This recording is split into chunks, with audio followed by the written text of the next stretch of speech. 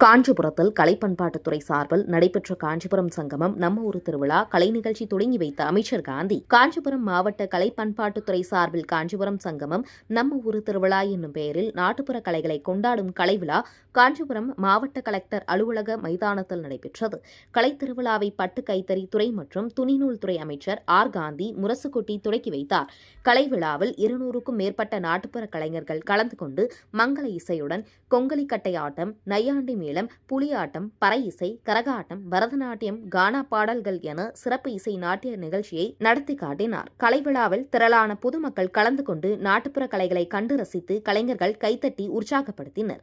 விழாவில் மாவட்ட கலெக்டர் கலைசெல்வி மோகன், காஞ்சிபுரம் எம்பி கா. செல்வம், எம்எல்ஏக்கள் கா. சுந்தர், சிவிஎம்பி எழிலரசன், மேயர் மகாலட்சுமி, யுவராஜ், ஒன்றிய குழு தலைவர் மலர்கொடி குமார் மற்றும் உள்ளாட்சி பிரதிநிதிகளும் பொதுமக்களும் திரளாக கலந்து கொண்டு நாட்டுப்புற கலை நிகழ்ச்சிகளை கண்டு ரசித்தனர்.